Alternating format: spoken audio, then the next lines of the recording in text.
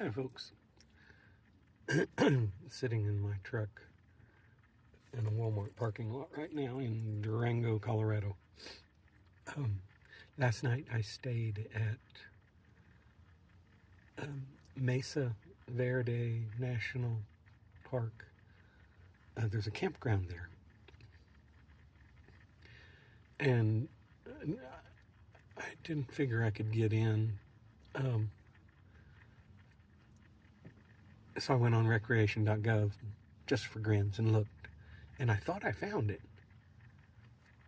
And it showed no sites available for the next going into 2026.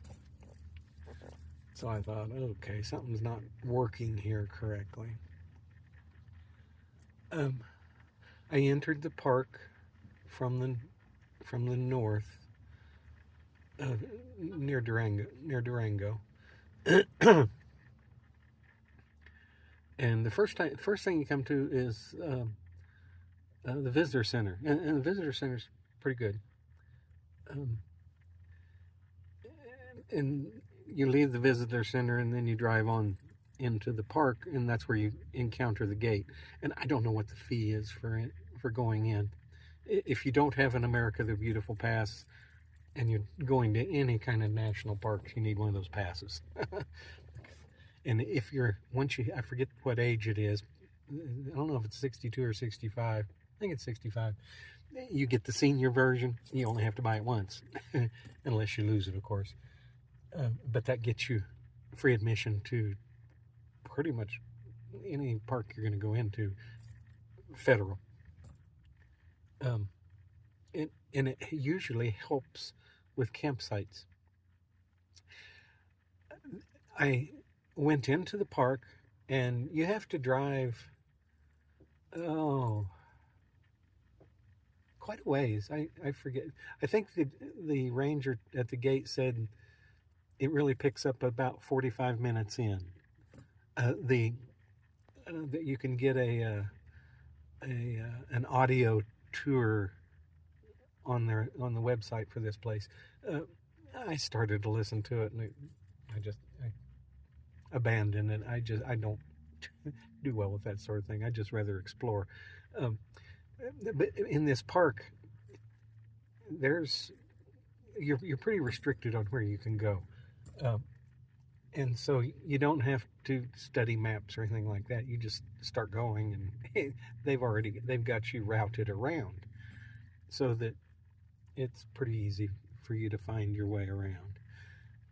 One thing kind of interesting is that I hadn't encountered before is no trailers. As you're entering the park, there's a parking lot specifically for people to unhook and park their trailers if they're towing one. That's kind of an advantage of being in a truck camper I hadn't ran across before, because I've never seen a trailer ban. Now, if you're camping and the campground is the only place you're allowed to camp, as far as I can tell, maybe if you were doing backcountry hiking, but I didn't see any of that either. You can go in, it's 5 minutes or so, 5 or 10 minutes from the gate to get to the campground. You can go that far with your trailer, and then you can camp in the campground. But anyway, there's a camp store, and a camp gas station, and a camp laundry, and a camp shower. Now, I went in and I talked to the end of the camp store, and I talked to the lady, and she told me that recreation.gov was not who they use. They use somebody else for reservations, and that yes, they did have sites available. Now, I'm here. Today's May 2. That would have been May 1st. I'm early, which that's giving me a lot of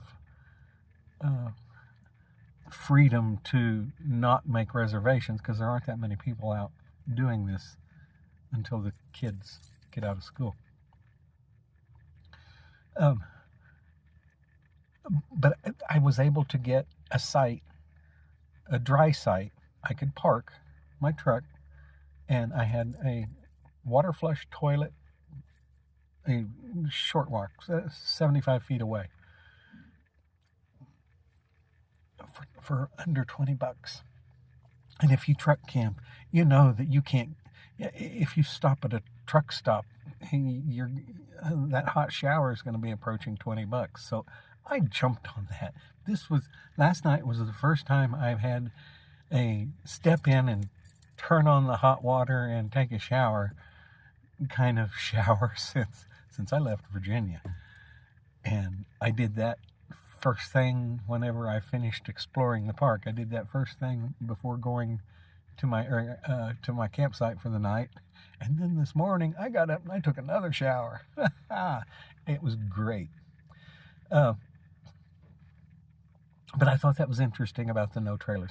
As far as this as far as the an internet signal is really bad there, and I was using Google Fi and T-Mobile, and T-Mobile said it had a good signal, my box, but it didn't. So minimal internet signal at that campground. The park itself, I've been to quite a few parks, and I would say that probably my favorite park is Shenandoah National Park, because my house, I can if it's a clear day, I can see the Blue Ridge. I can see the park from the house I have on top of my mountain in Virginia, and I've been there many times. And my wife and I got married there. There's a reason I would call that favorite.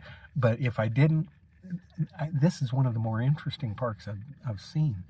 It's got all of these homes that people lived in that just, it defies the imagination. They're these pueblos or whatever they call them. I don't know. I'm sure I'm butchering the terms. But there was one that they said there's a ledge and you're up several hundred feet. There was a home up there, and it had several doors, house of many windows or something like that. But they said, the write-up said their doors, and the ledge that this thing is on is only 10 feet wide. Good grief! I can't imagine living in some of these places.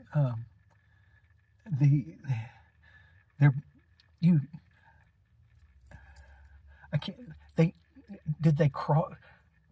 I got the impression that they climbed up. Most of these are really high up on the cliff, and they would go climb a little further to go up and go farming. Oh my! Now, they all left in around 1200 and moved on to other places. But it's a fascinating place to visit. But there is a campground there, and the prices I saw were, they had two prices. One was full hookups, and it was 50 something, and the other was, I think, dry, and it said 30 something for a dry site. I saw in the restroom it said off season, which I was there off season, I guess. It was $20, and for seniors it was $10. Well, I didn't get a $10 site. I don't know what that was about, but anyway, I got a site for just a couple of dollars more than what it cost me to take a shower, so I was quite pleased with it. Anyway, I need to get out of my truck and make a ball of sourdough, and so it can be cogitating until I get to wherever I'm going to stay tonight, and I'll bake it then. But if I do that in the Walmart parking lot, if I make my loaf of sourdough here, I can go in and wash my hands afterwards. I did wash just when I stopped and got coffee this morning. Anyway, bye-bye. This is cool. I guess there's more of that. Close down below is a reflective reminder of